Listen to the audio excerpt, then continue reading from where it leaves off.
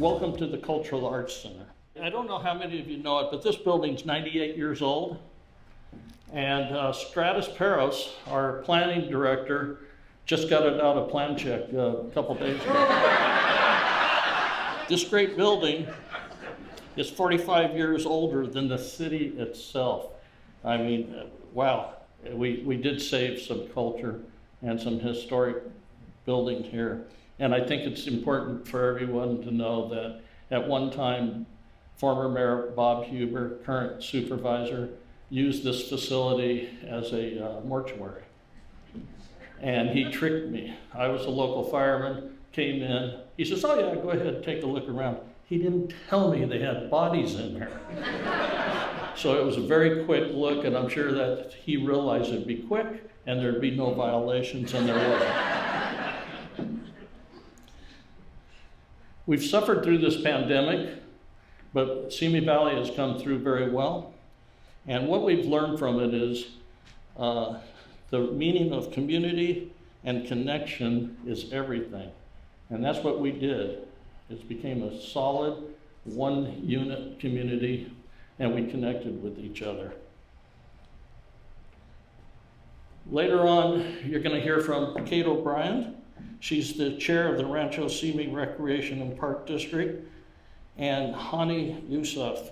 Anything I mess up today, Hani? I went to Simi Valley schools, it's your fault.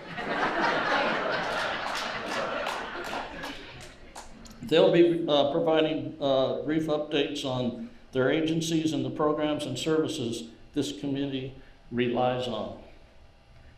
Since the beginning of COVID in Ventura County, we've lost over 1,400 people. And there's more that passes each week. No reflection on our local hospital. Please join me in a moment of silence to honor their memory. Now, I've been here, you know, so often you hear in groups, people want to say how long they've lived in the city. I've kind of gotten to the point there I don't want to say how long I've lived here because it really gives the age away. But what I'm about to tell you is very true. Simi Valley is a life cycle. It's active, starting with the kids playing soccer, softball, or baseball on the weekends, to hiking or mountain biking and taking advantage of the year-round perfect weather. And yes, if you're not raising oranges, the winds are perfect. Simi Valley is pride of ownership in businesses with the entrepreneurial spirit and investment in the community and in homes as people pursue the American dream. Simi Valley is service. The number of people in Simi Valley who volunteer demonstrates a love for this community, from the chamber ambassadors of this 5-star chamber to youth sports coaches to the service clubs that we have so many of that put on many of the events we look forward to each year. This community prides itself on service. I don't think anybody can argue that point. Simi Valley is close enough to Los Angeles for concerts, international travel, and amusement parks without having to deal with the congestion that comes with it. We'll just take that one photo of the slide there. And we have the benefit of vast labor pool just over the hill that we encourage to come into Simi Valley for employment. So don't get stressed out about the cars. That's a stock photo that someone got from LA. To the north, we have a deepwater port in Port Hueneme, which has been instrumental in taking some of the pressures off the Port of Los Angeles during the pandemic to keep the supply chain moving. We have beautiful beaches to the north and a central coast that produces, the most importantly, award-winning wines. Simi Valley is the sweet spot. All of the things businesses look for are right here. As a business owner, what's important to you? Knowing that your business is safe from crime, that the infrastructure you rely on to operate your business is reliable, and that the community where you're located is offering the newest technology. Simi Valley checks all those boxes. Last year, we at Simi Valley joined cities across the state to testify before the CPUC to describe the safety impacts and costs to businesses and residents due to their PSPS events in Simi Valley. I personally went to Edison. I personally talked to their CEO, and I don't like the word demanded, so I just was indignant in telling him that what we're suffering through here in Simi Valley is not only wrong, it's totally unfair, and in so many ways.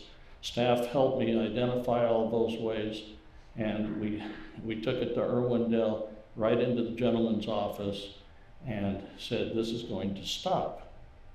Since then, PSPS, don't confuse that with B, it's a PSPS.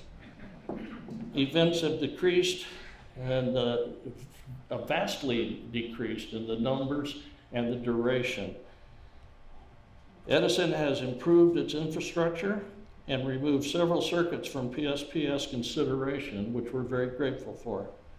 But I won't stop fighting until Edison keeps the lights on regardless of the weather, including the winds.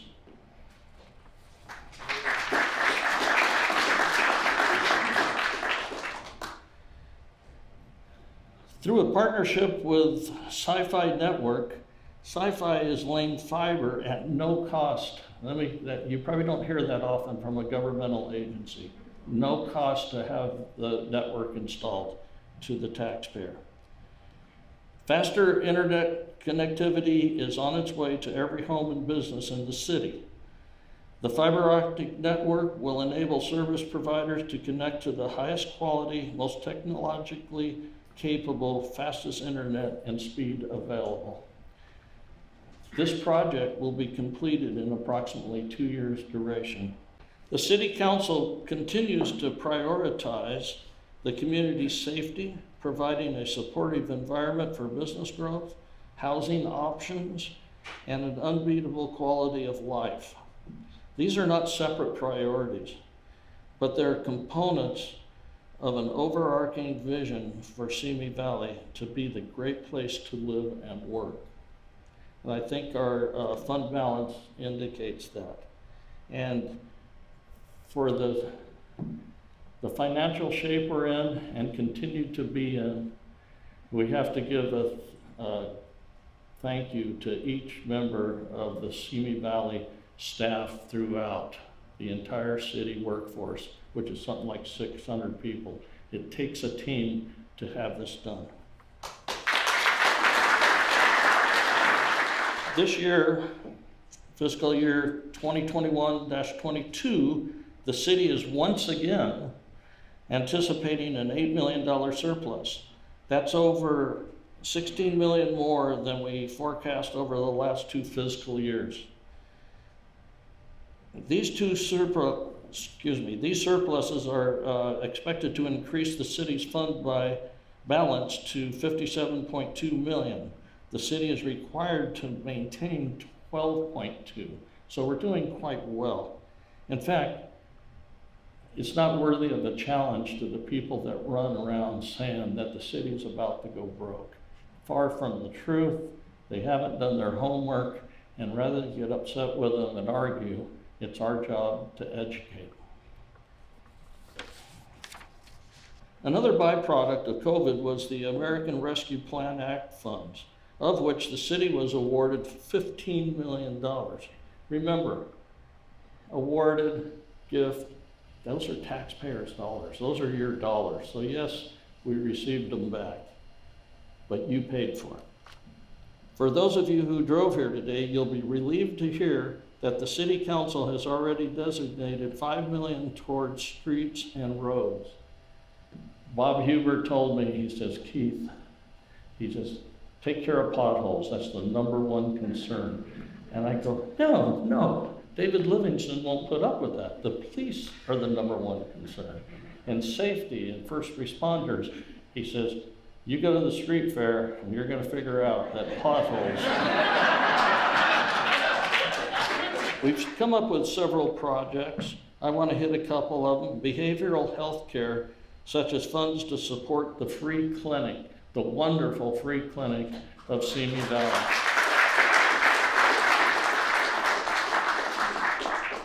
If you have not visited the free clinic, it's a must-see. It's incredible what they do there at the free clinic, what they provide to this community. When you can go in and here comes a doctor that's going to see you, or at least give you a tour of the facility, and you go, I've seen that person before. I've seen that doctor before. Yeah, that's your doctor in your regular life. And that doctor puts in and volunteers his or her time at the free clinic.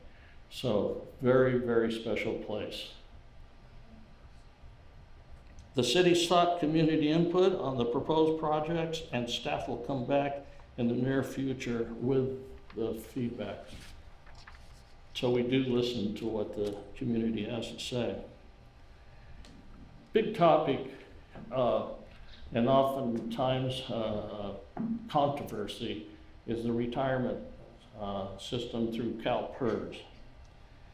They continue to charge the discount rate, and they have an anticipated rate of return. The overall investment returns in 2021 were over 20%. How would you like to get that at your local bank on a bank account? This helps to make up for the recent years where we saw returns of less than 7% and the 24% loss we saw during the Great Recession. Currently, the city's pension fund is 75% funded. That's huge. Very few people. The benchmark is 80%, and we're well on the way to achieving that benchmark. But to be up over 15%, I believe it is, from previous years is outstanding, and we're moving in the right direction. And your typical PERS employees, as they retire, we receive new employees. And they're under a different system, which will ultimately cost the city less money, so we will achieve that 80% raise much sooner. While the last few years have been financially positive, the city looks to the future cautiously, and I think that's with good reason. We're working within an economy that continues to expand at an unsustainable rate, inflation that's rising at the fastest rate since 1982. Of course, we're dealing with the war in the Ukraine that has an effect on the rates. And COVID is still a factor, and a potential housing bubble is spoken of by the real estate industry. With that said, the city is on solid footing to face whatever the future may hold. Once again, I have to publicly thank, and I think it's very important to, the entire workforce at the city of Simi Valley.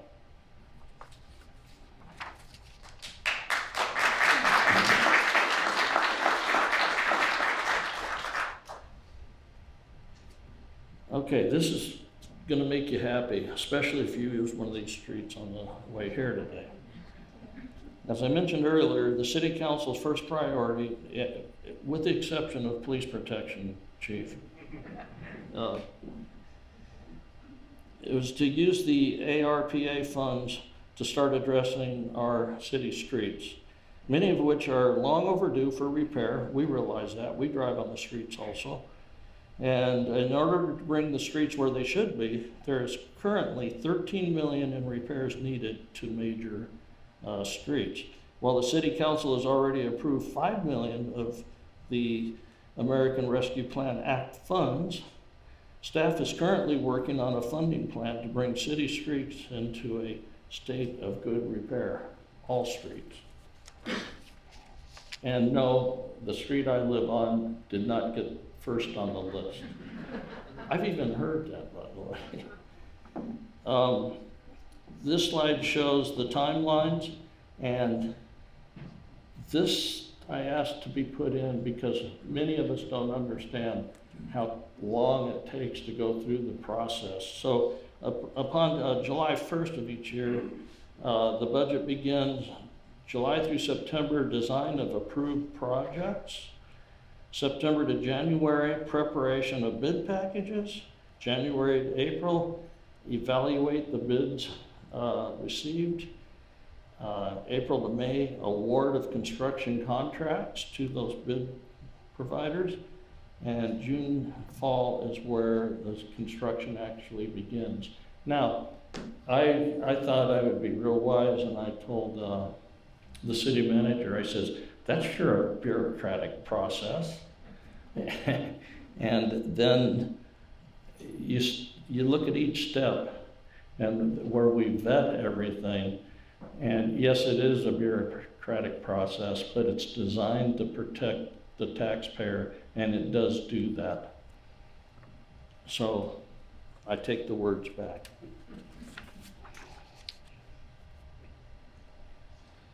On the bright side, you'll see construction this summer on projects that have already been, they've completed the first process that was shown there.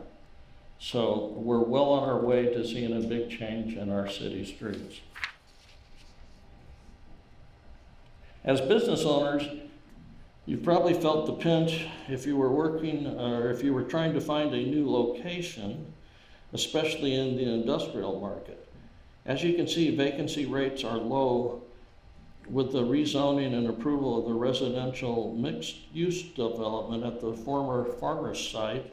And for many of you that are asking why all of those apartments, most of those are single-family dwellings. They're just very close together. And under construction, they have that appearance. And the 3 former Bank of America buildings, now converted to light industrial, we're getting a more accurate picture of office space vacancy. Through this transition, the city gained employment opportunities with the conversion of buildings to Amazon facilities and the construction of over 350,000 square feet of new industrial space, as well as needed housing opportunities. We're kind of out of dirt. We're not completely out, but we're having to, our planning department's having to think out of the box and come up with ways to come up with new industrial, which will provide new employment for our citizens. But they're working on it hard, and they're looking at old projects and revamping. And remember, most of this comes from many years ago, the state taking away our redevelopment funds. So we're making a strong comeback.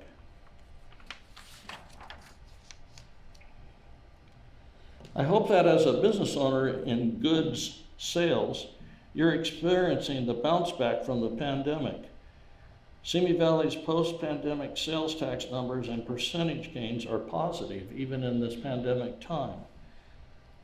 Looking at the most recent sales data of the third quarter of 21, sales tax amounted to 5.7 million, exceeding quarter 3 of 19, which is odd with the pandemic, in my opinion. And quarter 3 of 2020 by 15.48% and 17.95% respectively. So we're adapting, we're doing a good job. The entrepreneurs are finding ways to continue to bring in customers. It's difficult, we know, but with COVID and online sales, it's a struggle, and they're coming through that struggle quite well in Simi Valley. Looking at the most current sales tax for major industry groups for the third quarter, 2021 specifically, general consumer goods, internet sales, and autos and transportation make up 56% of the sales tax cities receive. Overall, the strong percentage gains in the major industry categories demonstrates the ongoing rebound from the impacts of the pandemic. The fourth quarter sales tax estimates continue to trend positively for the city. Simi Valley's unemployment rate was 3.4% at the end of the fourth quarter last year. It is a job seekers market, and for the past year, the unemployment rate in the United States has been under 4%. This is a significant improvement when compared to the city's 6.33% unemployment rate in the fourth quarter of 2020. We're happy to see so many people at work, and wages have grown at their fastest pace in decades. Unfortunately, prices have grown even quicker. Nowhere is this more apparent than in the housing costs. The Oxnard, Thousand Oaks, Ventura metro area is the third least affordable housing market in the country. As of last week, rents, this is going to get you, rents in the area are now less affordable than the New York City rental market. New York City, which we've all heard so much about. As of January 2022, the median home price in Simi Valley is $810,000, with a median 31 days on the market. And I find that one even a stretch maybe, because it seems like the houses are going even quicker. We'll have to ask the real estate experts. This is a 15.71% increase over the median value from a year before, and a 27.5% increase over the median value of $635 from January of 2020. There is no shortage of home buildings happening in Simi Valley. In the past 5 years, the city has approved and the private market has developed a total of 670 units of varied housing types, with an additional the 2099 units approved and not yet built, and another 100 units currently in the review process. Overall, 16% of those units are classified as affordable. I think one thing that I point out to people when we're talking about the housing market, and I know there's some controversy, some want more housing, some want less, some want a specific time, and it goes on and on. But remember one thing, the city does not build homes. All we do is provide the space, and the developers go through the system, go to the planning department. Their money is what builds a home. It's not the city. We don't have the say on what you can and can't do exclusively. I asked for this to come in because very often asked question, what is really and truly the definition of affordable housing? A smart aleck can tell you, well, it's sold, it must have been affordable. Yeah, affordable for somebody, you know, but there's much more to it than that. And again, the developers put together a package and they bring to the planning department, and which ultimately comes to the council, and they will offer up so many affordable units per project. But it's their pencil that has to be sharpened to make sure it's possible. Housing and urban development sets limits based on surveys of local area median income, or AMI. The commonly used income categories are approximately as follows. Subject to variations for household size and other factors.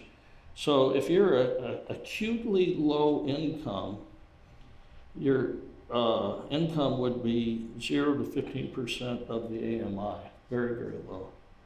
And it goes up a scale from there to where, I'm just going to go to where it says lower income is 50 to 80% of AMI, and moderate income is 80 to 120% of AMI.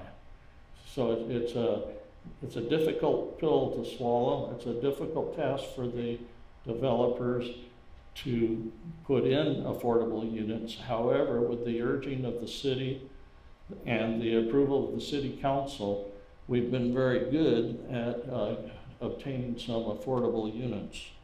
Since the onset of the pandemic, overall housing production statewide has slowed due to unprecedented intensity and range of material cost increases, supply chain disruptions, and worker shortages.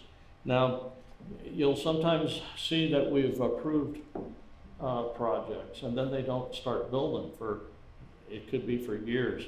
And that's up to the developer. And currently what you're seeing is the cost of materials to build a home is so high, and probably so much more than when they originally made the plans and submitted them, that they've decided to hold off and hope things get better and they have a better shot at financially of building these. I've heard of one large company that was leaving one of our cities from up north that stopped production of a building in Las Vegas area based solely on the increase of the cost of the roof of this large building. They said they'd rather sit it out and let it be vacant land until the material cost drops. In 2021, the city transitioned to both in-person and electronic submittals for projects. Intergov, Solar App, Bluebeam, and DocuSign streamline and expedite the building permitting process by providing permit management and customer self-service. Bottom line is, you're not going to have to spend a lot of time at the counter. A lot of the typical permits that you need, you can go online and submit for them there, and they'll be returned right away, or even in some cases instantly. In 2021, there were 8 projects that were under construction or completed, adding 595 new residential units, of which 105 of these units are marked as affordable. Some of those projects are on the next slides. Now here's one I get asked a lot of questions about, and I'm sure the rest of the council does. What are they building at Cuner on the north side of the freeway? Well, here's what they're up to. 24 homes right there at Cuner and the 118. And I think most people thought that it was either apartments or condominiums. Here's another project, 54 units with 4 affordable units within. And this is on Patricia. Some nice senior projects, Veronita on the corner of Cochrane and Tapple Canyon. I toured this not looking for a room. But a very, very nice facility. It's well placed by the planning department. And what makes it so convenient, it's kind of back in the back. There's plenty of parking. And yet for the residents, they can come out of their home and there's restaurants and shopping right adjacent to their home. So very good planning on that particular project. Then some senior apartments. That one's on Sycamore. Okay. And then the Enclave, which is where Farmers used to be. And you're going to see some new thinking and new engineering. And they have some what they call work-live units. It's where you actually have a downstairs area that would be like a draftsman or an attorney, something like that, and living quarters upstairs. I think there was 6 or 7 of those units. There's also space for a restaurant and single-family residents, 106 of them, that will be owner. In other words, you have to purchase it. It's not a rental. So that's good for the city. For those of you who haven't heard, there's an interesting project on Tapple Street and Cochrane. If you go way, way back in history, Nahas department store was there. I see some of you know. Yes. And currently there's a Walmart there. There was 24-hour fitness. It's gone. They're taking about half of that location and turning it into residential mixed-use projects. Now, you have to look at the designs. They're different now. And I would say there's a lot of things being shared with other cities and what have you. But if it's 4 stories and you drive up to it, you're not looking straight up at 4 stories. It's tiered back, so you would hardly ever notice that it was 4 stories. And parking, indoor parking, parking garage, they're doing park light settings that'll be open to the public right around it and very near shopping.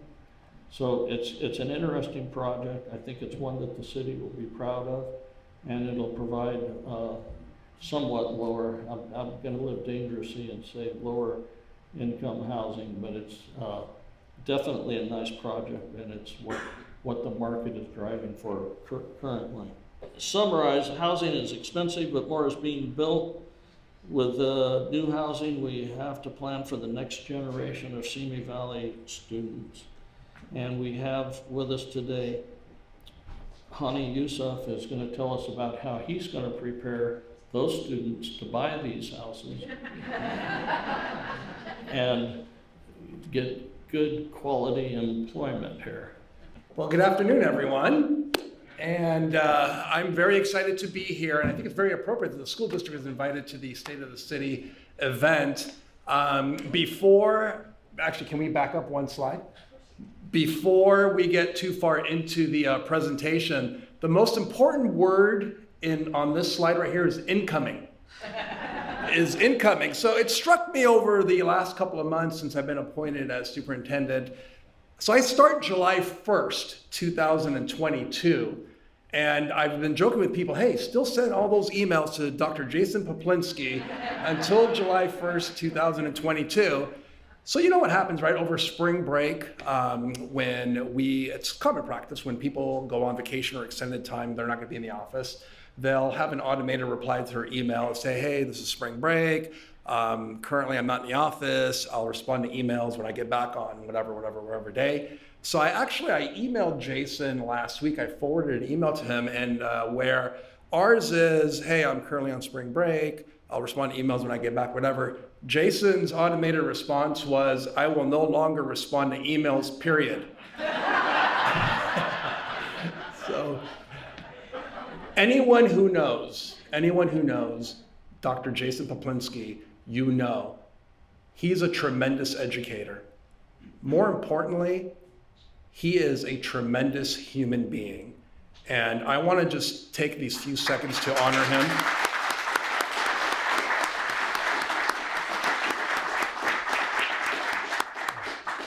He couldn't be here today, so I'm filling in for him, and it is an honor to serve as your next superintendent of the Simi Valley Unified School District.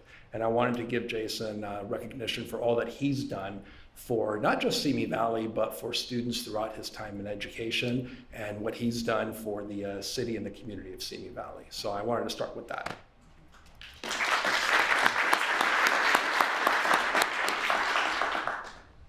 So the mayor mentioned, hey, you know, if anything goes sideways with my presentation, I went to Simi Valley Schools. And here's the thing, it's funny, I actually got a chance to talk to a couple of college students downstairs. And thank you so much for the food, by the way. It was absolutely delicious. It was an amazing spread. And in talking to the college students, you know, it made me miss college, right? Because inevitably, you know, the conversation goes something like this, and I know that they're sitting up top right now, so I saw you guys earlier. And it's like, hey, where do you guys go to school? Oh, we go to Pepperdine. So that's amazing. How was school today? He goes, oh man, it was so good. We went surfing this morning. And then, you know, these really good turkey rolls right here. So it made me miss college. I'm envious of you guys. So enjoy your experience. Simi Valley Unified School District, I joined Simi Unified in 2015. And what still holds true is we believe ourselves to be the largest employer in Simi Valley, close to 2,400 employees throughout the school district, everything from classroom teachers to principals to assistant principals to custodians to cafeteria, just all of the employees that make up our school district. We have close to 2,400 employees. And we've got just under 16,000 students currently enrolled in Simi Valley schools. And you see the distribution of schools there. We have 28 total schools. And one of the things that we're most excited about is being a trailblazer in education and really being at the front end of doing things before all other school districts do. And we know that we are an influence in Ventura County as a school district. I'll give you a perfect example of something. It's a small example, but it's an example of what I'm talking about. So Governor Newsom has an initiative out right now for universal transitional kindergarten, right? Where all 4-year-old students enter the school system and we don't actually wait for them to be 5. So that's called transitional kindergarten. Well, his initiative is that you slowly phase it in, a few month spans at a time until 25, 26, when all 4-year-olds who turn 4 on or before September 1st get to enroll. So we got together as a school district leadership team and said, why wait till 25, 26? We're gonna have to do this anyway. Let's just blow the doors open right now to any 4-year-old who meets that criteria by September 1st of 2022. And I'm here to tell you, we currently, sitting here in April, have 330 applications already for these 4-year-olds to begin school with us this fall. And we can't wait for all these little, you should see them coming into the offices to enroll. Some of them are so spunky and excited, and the rest, they don't know what they're doing with themselves. But actually, that's something for our teachers still right now, all 330 coming right now as well. But we know this, we have 330 enrolled for for August of 2022. Enrolled now, sitting in our school systems, is about 220. So already, we've got 100 more 4-year-olds coming next year to us. And we haven't even stopped enrolling, obviously, because school doesn't start until August. So when we did that, all of a sudden, other school districts around us decided, well, we better do that too, so we don't lose students to Simi Valley.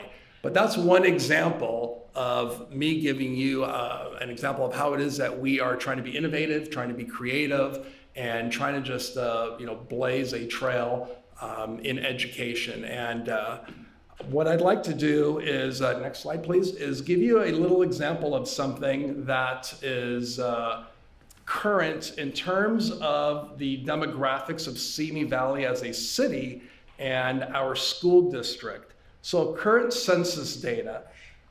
So in the city of Simi Valley, in terms of the demographics of our white citizens, we've got close to 60% of the citizens in Simi Valley make up the population in Simi. And then our Hispanic and Latino population in Simi is just above over 26%. However, when you look at Simi Valley Unified School District student population, those top 2 populations, there's a little bit of a tilt there, as you can see currently.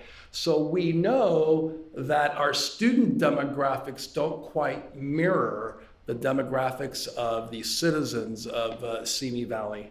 Next slide, I'll give you an example of something. When I actually joined Simi Valley Unified in 2015, here's some data for you to compare to 7 years later. You'll see, again, aligned with the previous slide, you'll see that in 2015, our white population of students made up 55% of enrollment, where our Latino population made up 31%. Again, the comparison right now would be 43 and 40%. So we're almost even in terms of the Hispanic and Latino students that we're educating in our school system with the white population of students. So there definitely is a shift in the student population that we're experiencing. I'll give you some other data points for you to understand as well. Our English learner population in Simi Valley Unified, of our 16,000 students, we've got about 12% of our students are English learners, and close to 13% of our students are students with disabilities. They have individual education plans and have learning disabilities and so on. So there's definitely a little bit of a shift over the last 7 years of the student population that's making up Simi Valley Unified School District. Next slide. The mayor mentioned emergency relief funding that the city receives, and every public school district in the state of California received and is currently receiving emergency relief money. And I'm here to tell you that in Simi Valley Unified, all of the initiatives that you see behind me, and I'll review some of them here shortly, these are all made possible through that emergency relief funding. The one thing that's not listed on here that I want to talk about before I talk about these other things is your involvement as taxpayers in Simi Valley, the Measure X bond, and before that, the C4 bond.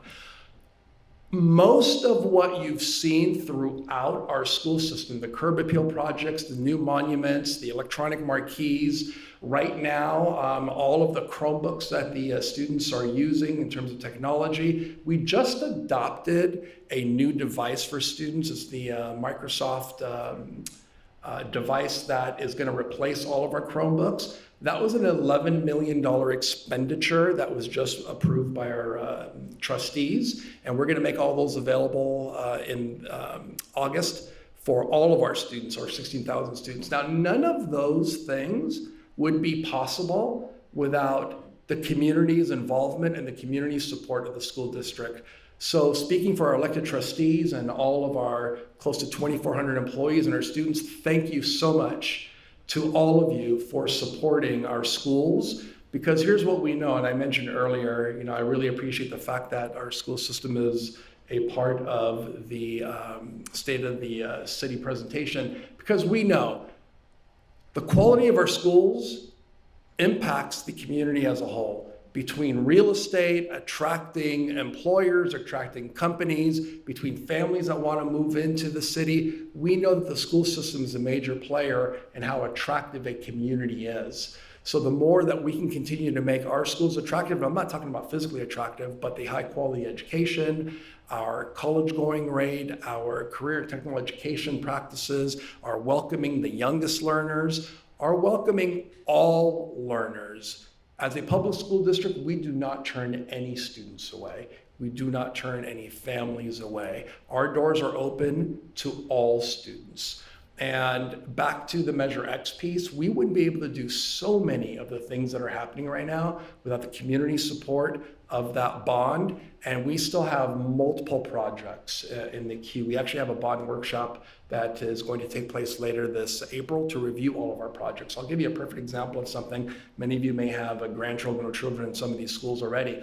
We've been able to modernize, out of our 28 schools, fully modernize 12 schools where every learning space, not just the classrooms, but libraries and a lot of the non-classroom learning spaces, intervention rooms, different labs, we've been able to completely refurnish them, remodel them to make them a more flexible learning style where students can actually collaborate. Everything is mobile. Teachers can actually have different presentations happening at different times in some classrooms.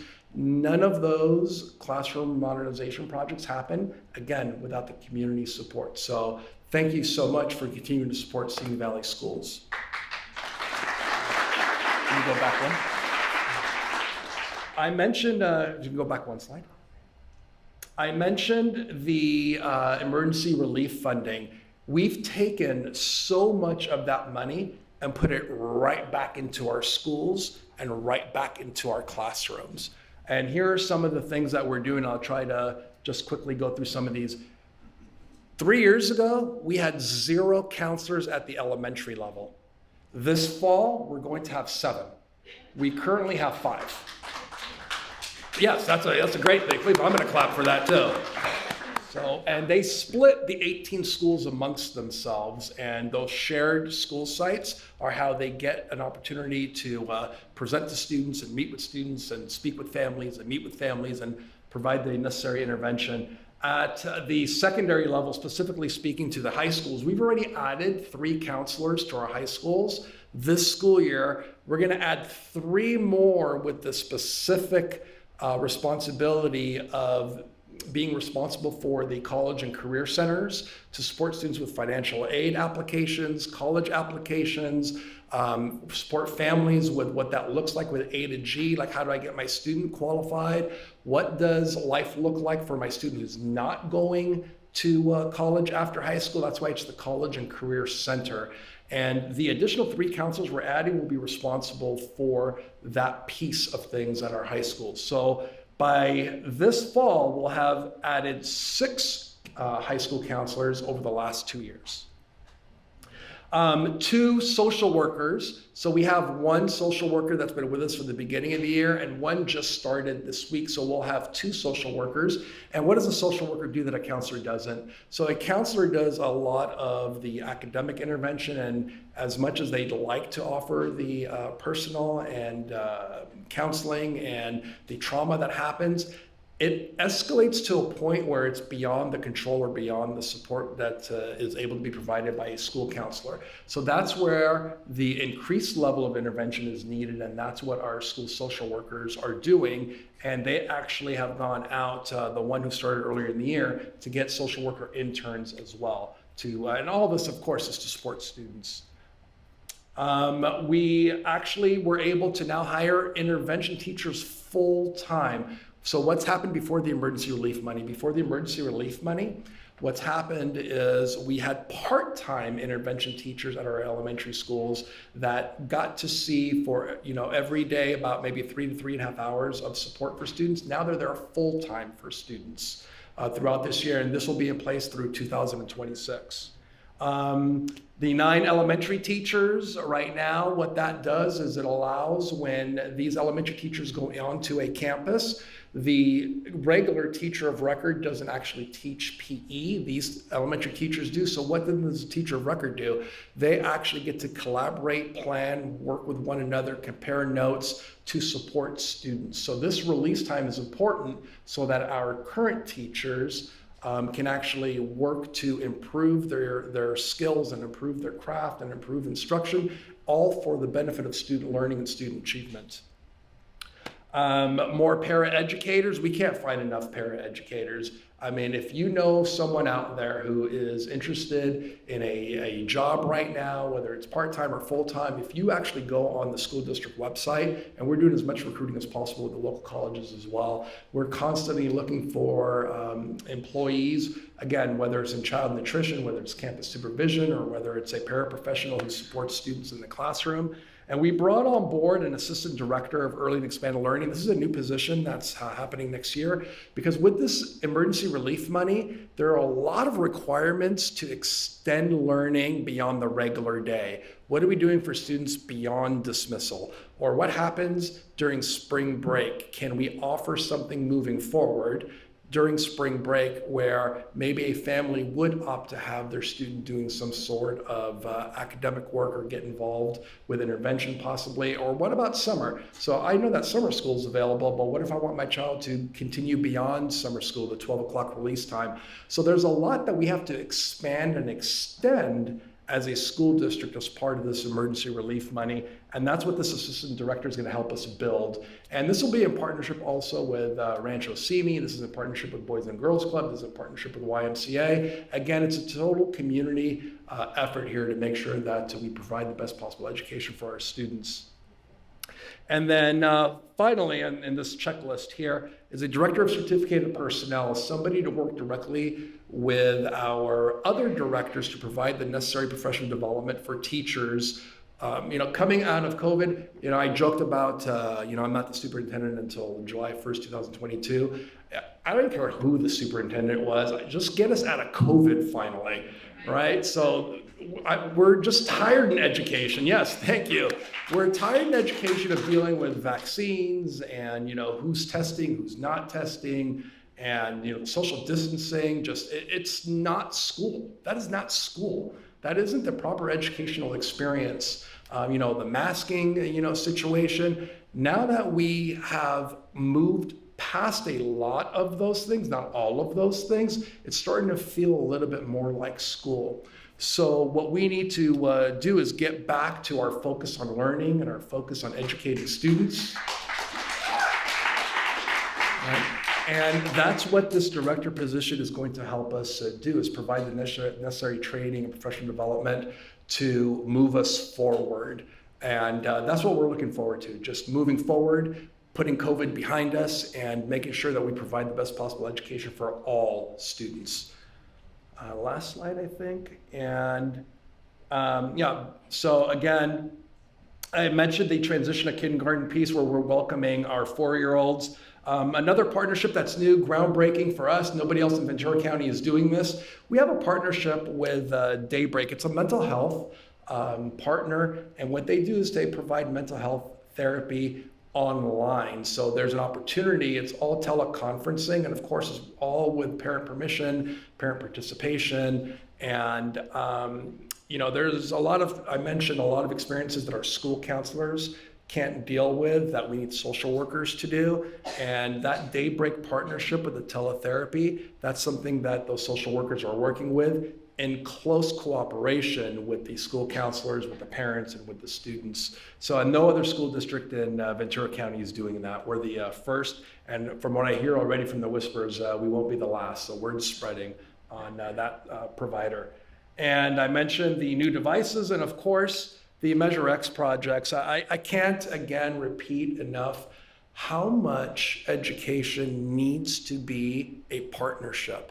Needs to not just be a partnership between the community and the schools, but a partnership between the home and the school. That home-to-school partnership is vitally important to the success of all students.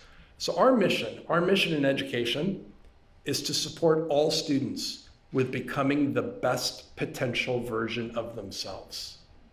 If I had to simplify it, that's it. It's to support all students with becoming the best potential version of themselves. But we're educators. We have parents, guardians, the community. You know that saying, it takes a village? That saying, as old as it is, it's still true today in 2022. It takes all of us. And I'm gonna give you a quick example of that. So I'm a parent. I have a senior and I have a sophomore.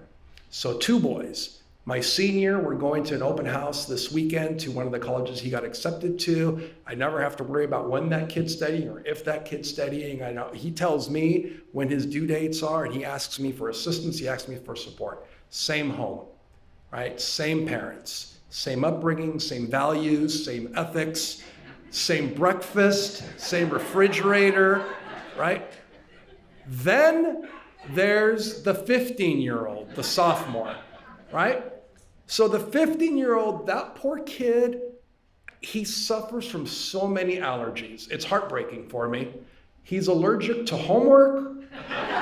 He's allergic to writing.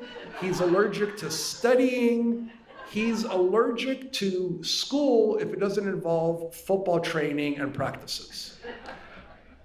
I am in constant communication, and so is my wife, with all of the 15-year-old's teachers, regularly, because we know that we are the primary role models for both those boys. And we know that we have to work in partnership with our schools, with his teachers, with both their teachers, with both their principals. And we value education as parents.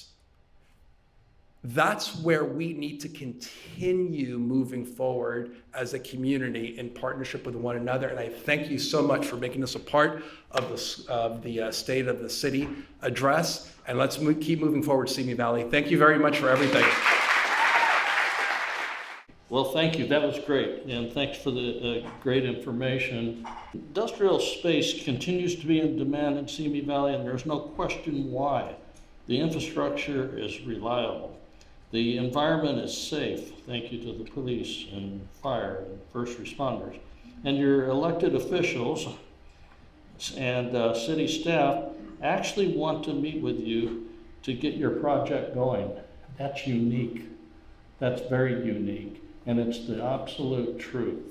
You can go, I'm inviting all of you to come anytime. He'll fix you coffee, sit you down and listen to you. The city manager's office.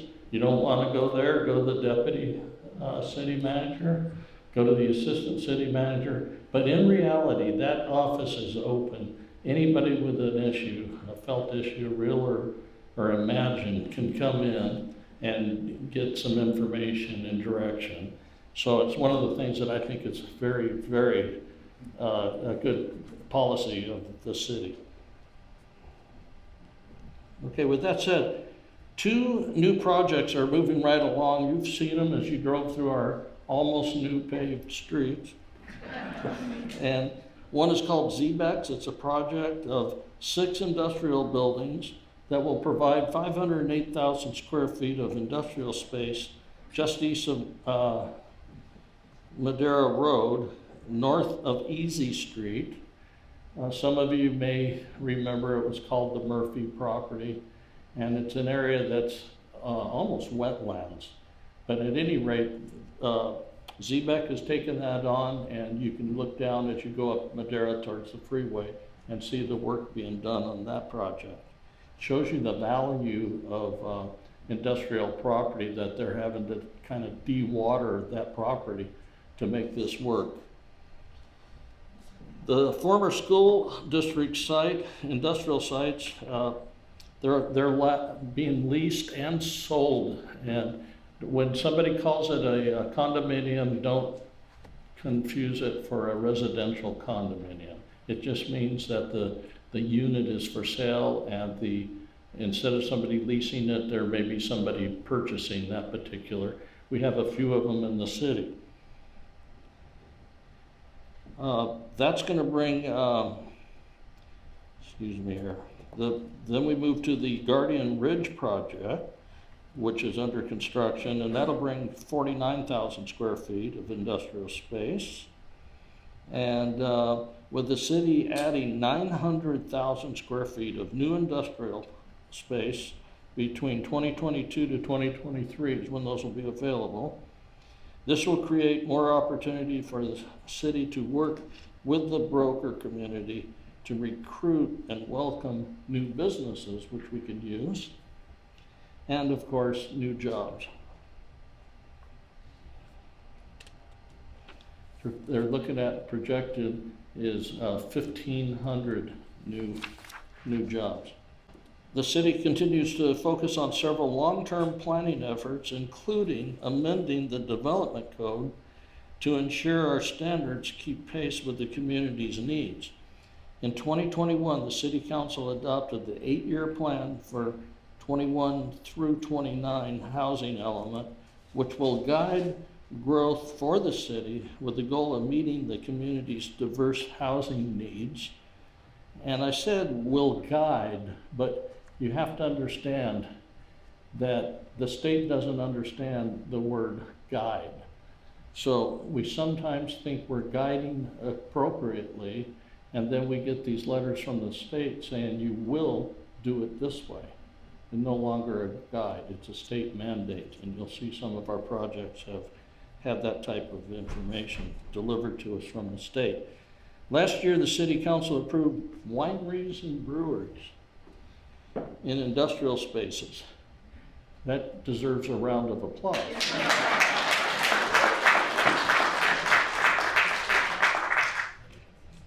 And that's what many other Ventura County cities are doing. It'll be a benefit for our residents, more culture, more places to go out and meet. And I think it's a step in the right direction. And it's another place where you won't have to leave the valley for any specific needs, because everything will be here. It's just what direction you want to go on our newly paved streets. During the pandemic, outdoor dining was one of the positive things that resulted. If you notice, so many restaurants started building makeshift patios outside and serving meals outside. And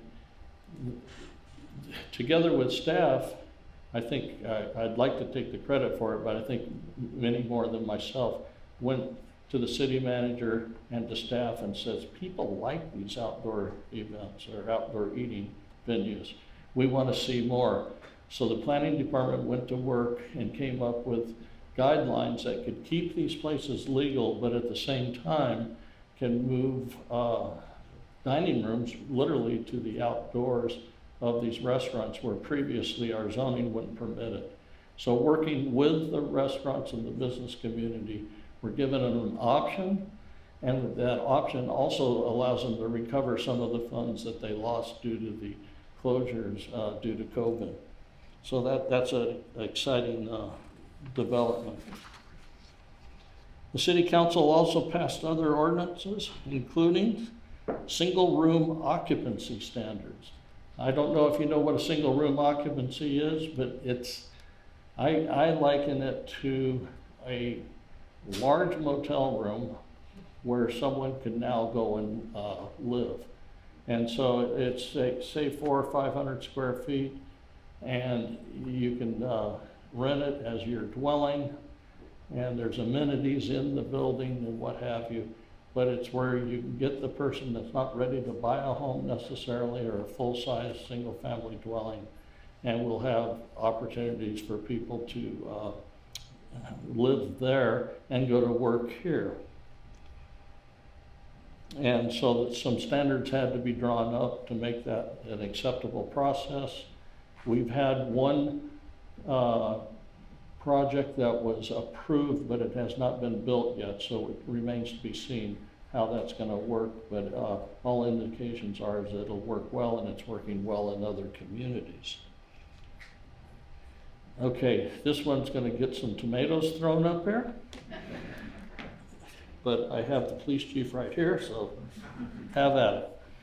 Now, we're increasing rear yard parking options. I think we can translate that into there's going to be a lot of discussion about the RV situation here in our city, and that'll be ongoing. And the parking of RVs, the parking of vehicles in front yards and what have you. Nothing's set in stone yet. We'll be addressing that issue. Now, happily, we've made some changes to the backyard beekeeping standards. So we endorse and we protect bees.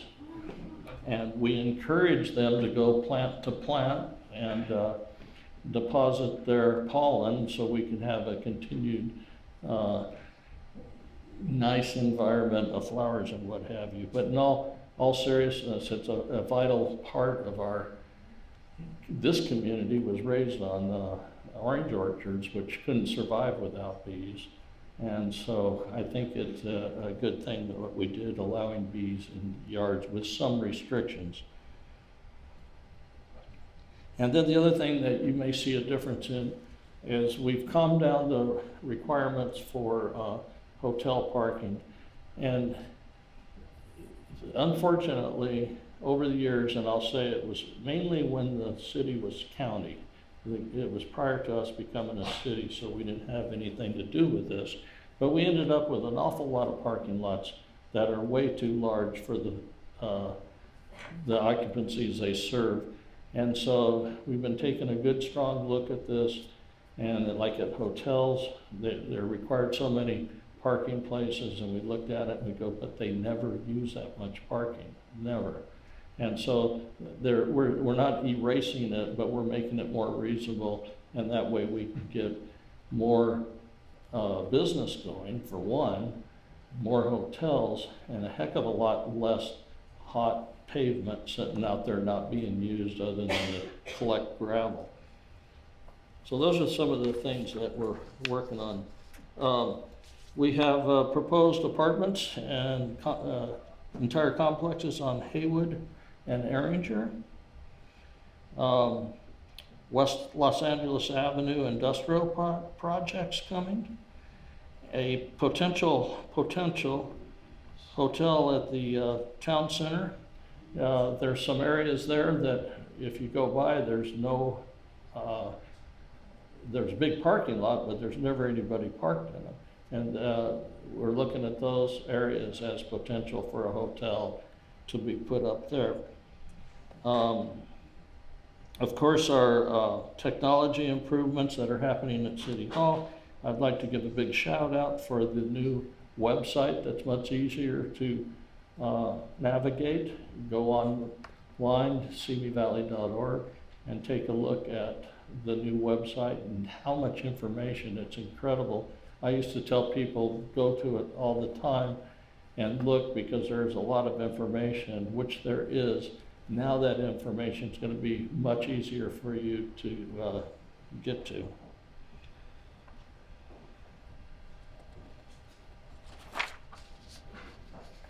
Okay, what has the city done? The city's provided $45,000 in homeless assistance to the Samaritan Center of Simi Valley, provided $150,000 in community project grant program that initially was used almost exclusively to fund the free clinic. And we provided $435,000 in loans towards home rehabilitation. Remember, that's home loans. The money does come back to the city. The city's not just taking your tax dollars and handing it out. They're using the tax dollars and helping out people that deserve it. And we've awarded a total of over $1.3 million to serve the vulnerable and low-income population.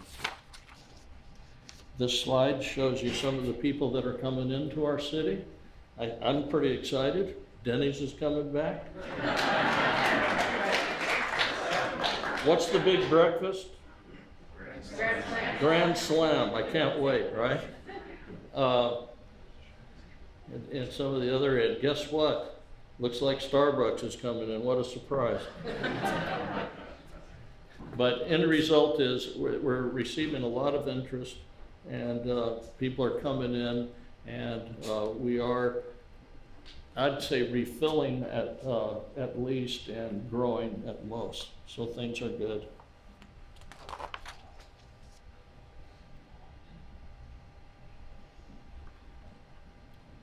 The city is contracted with a company called Nadelson Dale Group to perform economic development study for the city of Simi Valley.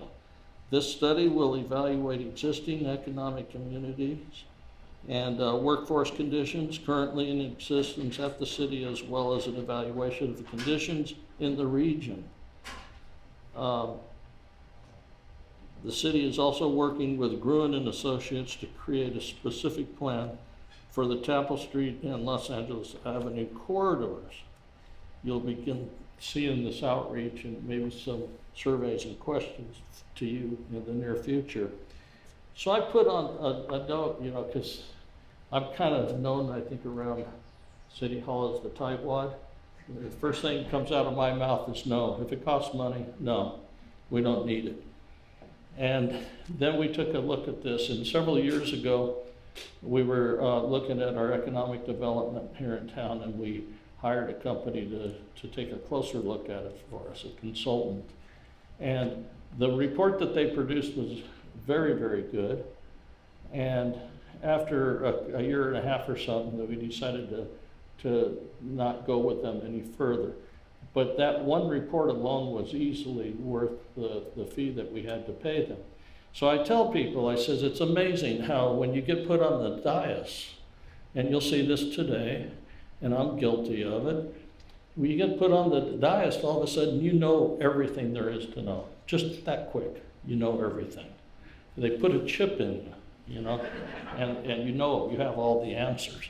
Well, the reality is, if we go to Jennifer Swenson's hospital and we're having a heart issue,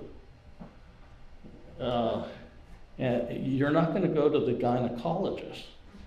You're going to go to the guy or girl that specializes in heart, and because they've done so much more study and they understand that part of it. And it's kind of the same way here. Yeah, the city is well versed on economic development, but they don't have all the answers. And for a very minimal cost to the city, we can go to people that deal in just economic development every single day. So I've changed my attitude. It's not a waste of money. It's not a waste of taxpayers' dollars. It's an investment that's going to help us out in the long run. So that's my explanation for going to some of these consultants. And the chief will shoot you if you throw tomatoes at me.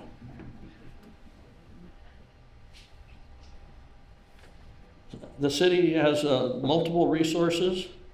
The Economic Development Collaborative, Ventura County, has been and remains the primary business resource for companies of all sizes doing business in the city and Ventura County. Now, All you have to do if you want to know more about it, and it's a great organization, there's plenty of help for our business community. I think 99% of it is at no fee to the business that's calling for help. And if you want to know anything, all the minutia, everything, contact Councilmember Dee Dee Kavanaugh. Now, I say that in all honesty because she's a banker and she's on the board of directors of the collaborative. And it's amazing the job they're doing, but I have to say, since Dee Dee went on the board, we're seeing much more information flowing to this east end of the county. And she's made them well aware we have a great business community, but we too need help. And so that's a resource out there for you. Now, with all of that said, there's a whole section, and I just got done telling you can't be an expert on everything. And so here's this section on the police department. And I thought, who better to give the report on the police department than the police chief? Well, thank you, everybody. Thank you for coming out, and I'm happy to share with you a little bit about what's been going on with the police department. And I'm very proud to be leading the men and women of the Simi Valley Police Department. It's been a tough couple of years.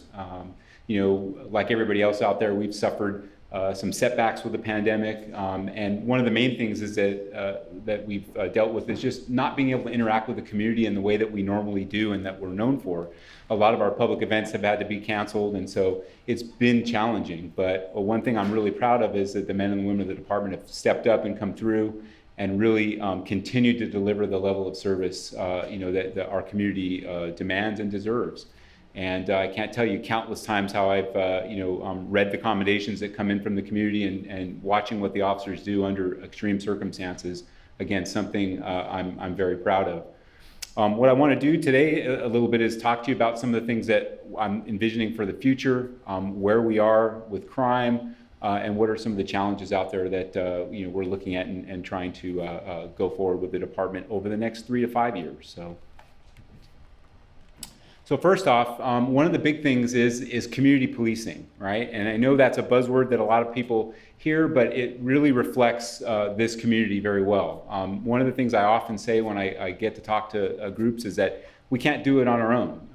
We have a limited pool of resources, but really it's the support we get from all you out there in the business community and our residents that really makes us successful at what we do. And so what we try to do is try to find out those ways that we can really interact with the community in different ways so that we're getting the information that we need. On any given shift, we have officers out there, they're out there to respond to emergencies, the detectives are out there to investigate crimes, but we only know what we know. It's a big city. We have 48 square miles. Our population's over 130,000 now, so we have to rely on the support of you all out there to help us do this. So really a big part of what we're doing is just finding those different ways to interact. And here you see in some of the pictures, first off, just with our schools, again, you just saw Dr. Youssef come up here and talk about these partnerships, and I think that's exactly what we try to do as well. Letting children at a younger age see that, officers are, we're humans just like everybody else. And so, these pictures are great. We get to go and spend time with kids. We also have our school resource program where we're in the schools. And a lot of times there's, over the last, I would say, few months, been a lot of people that say, well, really, do we need police officers in schools? Well, I can't tell you how valuable they are, not because they're there necessarily for enforcing laws or things like that, but they're building these relationships with the students. For those of you that know one of our school resource officers, Gene Collado, he's a big ham, but all the kids feel comfortable with him, and they'll reach out to him. And so, we're continuing to build those partnerships. One of the things we just did over the last couple months is we've reorganized the department. And so, homelessness is a crisis that we all face. And we have a homeless liaison officer program. It's now called the Neighborhood Resource Officer Program. And what we're trying to do is kind of find different ways that we can, take those services and include them into one program. And the neighborhood resource officers are going to be assigned to each neighborhood council. So each neighborhood council is going to have their own NRO, or neighborhood resource officer. And their job is really going to be to go out there and deal with homeless issues, but also part of that is our vulnerable population detective. So we have an investigator now because, as you know, mental health is one of the challenges law enforcement is facing. As the bed space has gone down in our facilities, we have to constantly find ways of trying to help people that are in crisis. So here you see a picture of Officer Travis White out there. Our approach is, again, to really try to get these people into services. We're never going to arrest our way out of homelessness, right? And that's not the right approach. How we're going to deal with it is really to try to find ways of re-engaging them in services. Arresting always has to be there as an option if there are situations where we don't have any other choice, but it's not going to solve the problem. Oftentimes when you arrest somebody that has these kind of problems, you're just making it worse for them. You're giving them more fines. They're back out on the street. We're not getting them help. So the NROs and the Vulnerable Population Detective is a program I'm really proud of because I think we're really able to do more than just go out there and temporarily solve a given problem. Again, here's just really reflective of our community policing. The officers are out there doing things to help our community, but they're also out there, they're part of the community. Here you see Officer Jay King. The kids love when they get a chance to interact with the officers. And also every year we have a lot of these different programs. Obviously we couldn't do as many over the pandemic, but we had the Shop with a Cop that we do, and we use our Bearcat. We load it with presents, and the SWAT team and some of our officers go out and we deliver it to families that are needy. And so again, these are part of what a law enforcement agency does. It's not just about taking bad guys to jail. It's about being that steward of the community and really reflecting the community that we're out there serving. So this slide here is just it kind of speaks to that. What I'm trying to emphasize is that really pivoting from what you would normally think of from policing, what you see on TV, and really building those partnerships. And community policing is part of that. One of the things that we're bringing back that we've done a number of years ago is our parent project. And that's something where police officers can identify parents that are having these struggles with kids that aren't necessarily police problems, but guess what? We get called to these, right? And so this gives us a better opportunity to bring these families together and give the parents some education. And it's not from the police, but we integrate professionals from the community in to talk to parents, to give them different ways of dealing with kids that are in crisis, because they aren't police problems all the time, right? But we get called to them because oftentimes they end in there's violent behavior and whatnot. But we want to try to solve these problems with longer term solutions, not short term solutions. So that's the big goal of that. It was a very successful program, and I'm really excited that we're able to bring it back. And I think it's going to help make our community safer and reduce the need to have a police officer go out to those type of calls. So let's talk about crime. I know that's a big thing on everybody's mind. And I am a product of Simi Valley schools. I grew up here. I was born at Simi Valley Hospital. And so, and I've been working with the police department now for 34 years. So I've spent the bulk of my career here. And one thing I can tell you is that, I know a lot about what goes on in terms of the crime and what, looking at trends over and over again. And so right now, we are the 21st safest city in California. Now, I'm putting this on here so you can see in terms of the population comparative to other cities. And again, whenever we talk about crime rates, people think, well, okay, you're playing a shell game here and you're saying you're 21st and first. Well, who determines that? It's called SafeWise that determines that, right? It's a private company, and I really have tried over the last few years to really move people off of that idea of being the safest city, because I was here and working as a field officer when we were the safest city under those standards. So go to the next slide. So let's really look at what crime is here, just looking at how that comes up. So when we look at Part 1 crimes, we're looking at these crimes here: homicide, rape, robbery, aggravated assault, burglary, theft, auto theft, and arson.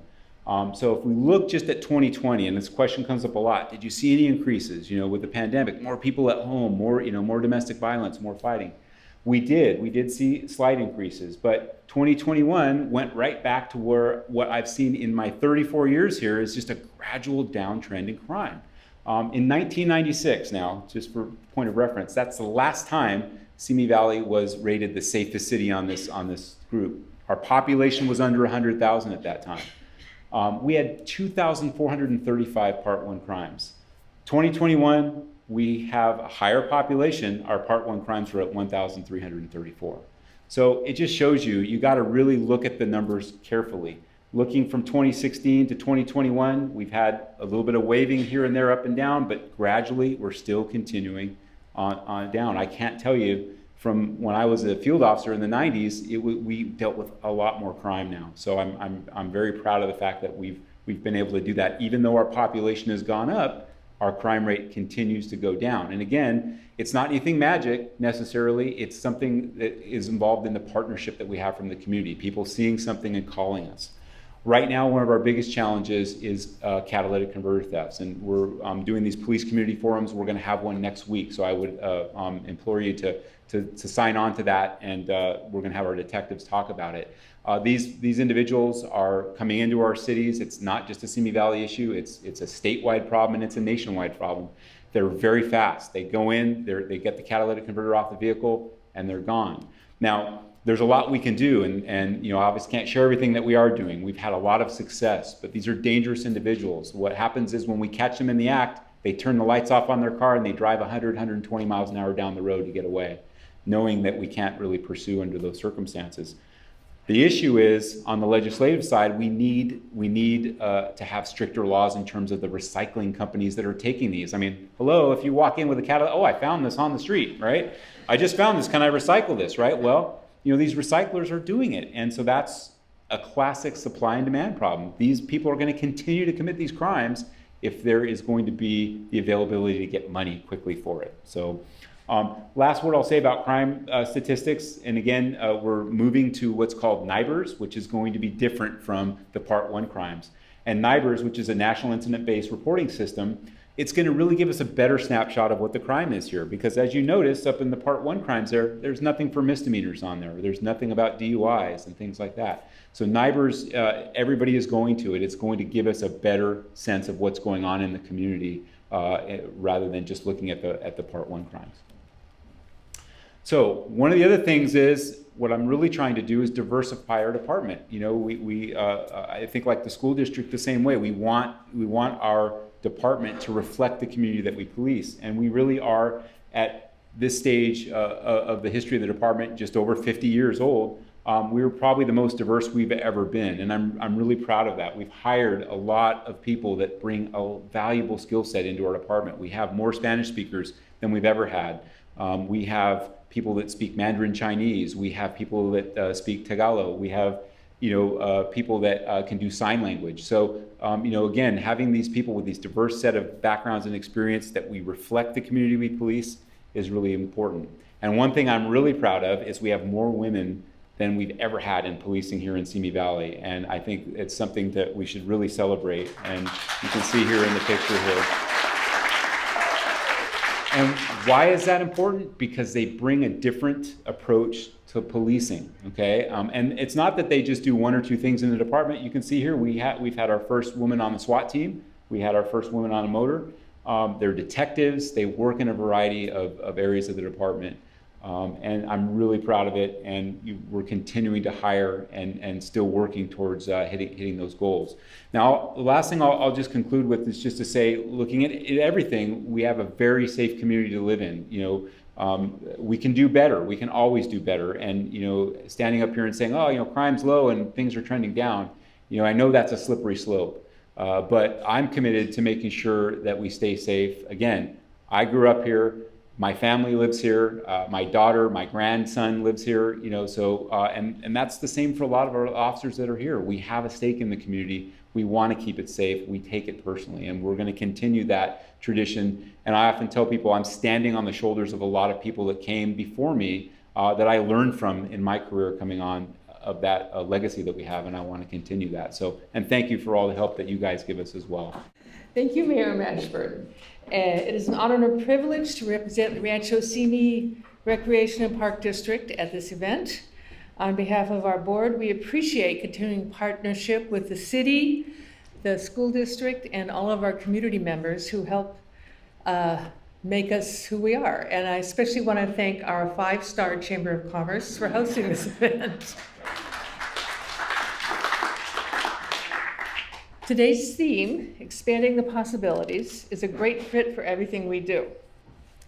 The pandemic brought a renewed sense of priority, importance, and passion for outdoor spaces, recreational activity, and its importance for our physical and mental well-being, both individually and collectively as a community.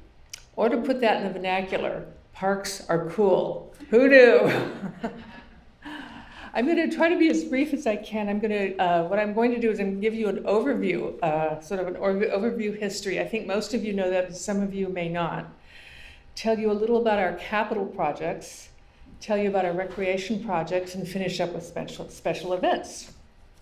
Okay, overview. The Park District was created in 1961, encompasses 133 square miles, and serves approximately 147,000 residents.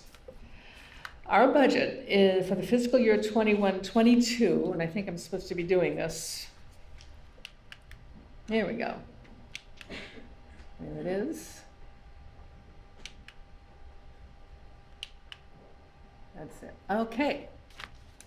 Our total budget for fiscal year 21-22 is $38.7 million, including $26.6 million in operating funds and $12.1 million in capital funds. I am really pleased to say that despite all of our financial challenges associated with the pandemic and also the Woolsey fire over the past few years, we are balanced and stable.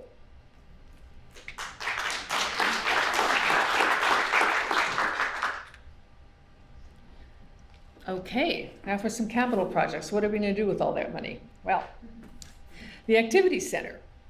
In December of 2021, the Board of Directors approved the conceptual design for the construction of a 25,600 square foot multi-use activity center at the district's main facility on Guardian Street.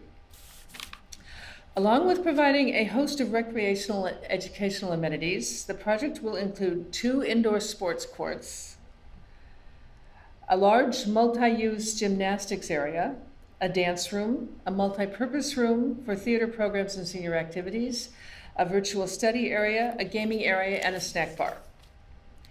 Construction of the $3.4 million project is scheduled to begin next calendar year with anticipated completion in 2024.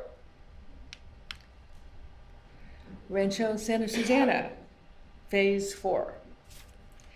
The Board of Directors also recently approved a conceptual design for the 4th and final phase of the Rancho Santa Susana Community Park Master Plan. The project includes expansion of athletic and community special event space, sand volleyball courts, a basketball court, a new large playground, additional passive use green space, skateboard amenities, new lighting, and more. The $6.5 million project is currently in the design phase, with anticipated construction beginning the fall of 2023 and completion scheduled for the summer of 2024. Arroyo Simi Greenway. In June 2021, the board also authorized the district to move forward with the latest phase of expanding and enhancing the Arroyo Simi Greenway bicycle and pedestrian walk trail. This phase of the project will include 1.6 miles of newly paved trail from Sequoia Avenue to Tapo Street, 6 new trail entrances, rest areas, and benches. In partnership with the city, the $1.3 million grant-funded project is scheduled to begin the early fall of 2022, with completion anticipated by the end of the year. And I want to point out that we didn't expect it to be that quick. We thought it was going to be like 10 years down the line. And then we got some grants. And so it's going to be completed. This part will be completed probably end of the year. Recreation programs. Okay, in addition to the upcoming expanded possibilities created by planned capital projects, The district's facilities, recreation programs, and classes are open and available for fun, enrichment, and education. Our outdoor spaces have never been busier. Our open spaces trails continue to be heavily used for getting a breath of fresh air and some exercise. Our athletic fields and courts are alive again with our kids enjoying the benefits of participation in team and individual sports. And our parks are full of groups and families enjoying events, picnics, and parties. No, I guess not. There we go. Our programs and classes include such things as yoga, karate, Zumba, tennis, and pickleball. Our senior programs are full speed ahead. I know I've been to the senior center a few times, and that place is really hopping, trust me. Our after-school clubs and summer camps are offering extended hours to help working parents during the pandemic and remain safely open, including a newly added scholarship program for families that may need additional financial assistance. Special events. In partnership with the community, we have a robust lineup of special events, including our new Arts Festival in May, a Memorial Day weekend concert hosted by the Rotary Club, 4th of July with a concert by the Kiwanis Club, and a full schedule of concerts in the park throughout the summer. We also have special programs for Martin Luther King Day, Earth Day, Pride Month, Easter, and Halloween, just to name a few. So, we, again, with the capital projects, our recreation classes and special events, we appreciate sincerely the support of the community in making our park program great. We look forward to continue our efforts and expand the parks and recreation possibilities in partnership with the community. Thank you again, Mayor Mashburn. Thank you, City Council. Thank you, staff. And thank you, 5 Star Chamber of Commerce. I don't think I have to echo everything anybody in here would say about our park district. It's great. Our parks are renowned for how great they truly are. So thank you for that information. And it's another example of working with the park district is how we do work together with the city, the park district, and the school district. We're going to talk just briefly about our filming.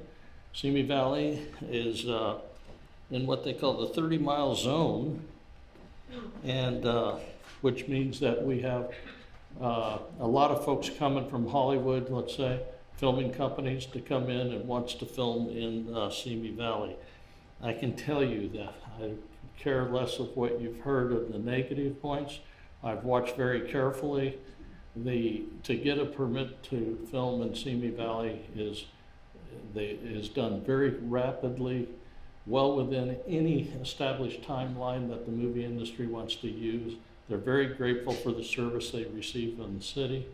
And all I can say is, if you're coming to do a film here, it's going to be an easy process for you to get the permit to do it. Rather than go over, you can look real quickly. It goes on and on and on. And when you're as old as me, which hopefully everybody is, I can remember in the days living here, and you'd see the Highway Patrol was a series program that was filmed almost exclusively in Chatsworth and Simi Valley. Hopalong Cassidy, anybody remember Hopalong Cassidy? How about Roy Rogers? Rin Tin Tin. I mean, it goes on and on.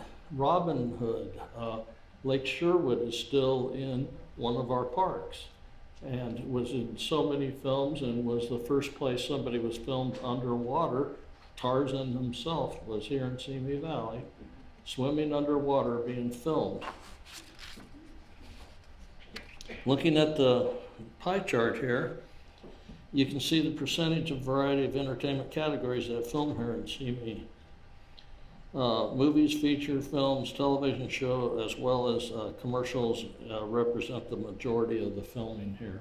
But literally, you can see it all over our city at any given time, up in Tapo Canyon, a little bit out of the city, but some into the county. But all of these film companies bring revenue to the city by using our gas stations, our restaurants, our hardware stores, and et cetera. The city is always here for you.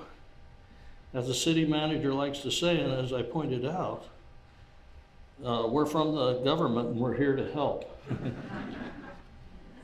In this case, I think it's actually true, and we are here to help, but we need your help also. It's a community, and that word means so much to me.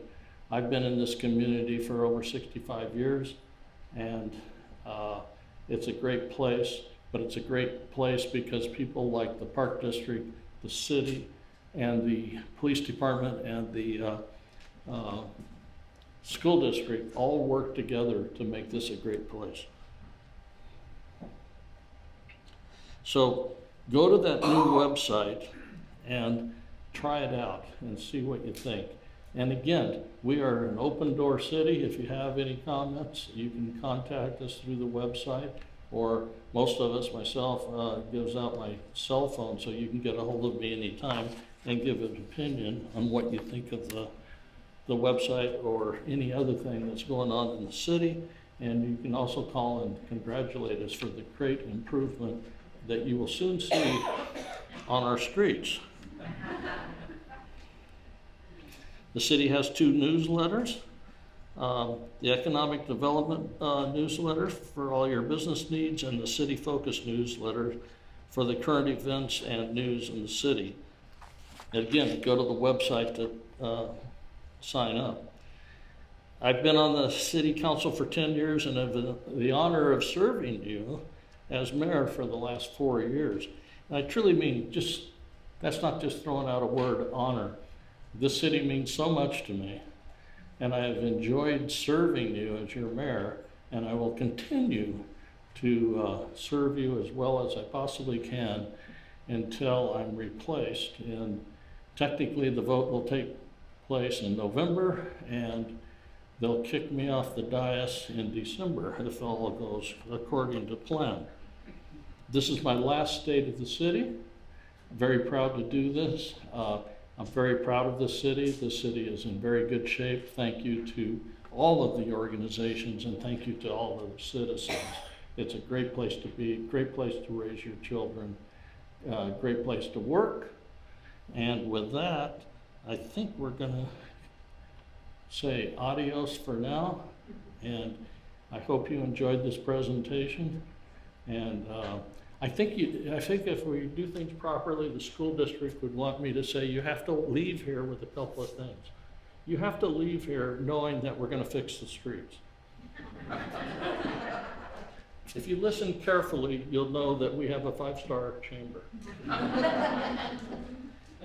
And lastly, we have a great city, and it's because all of us working together. Let's keep that up. Thank you very much.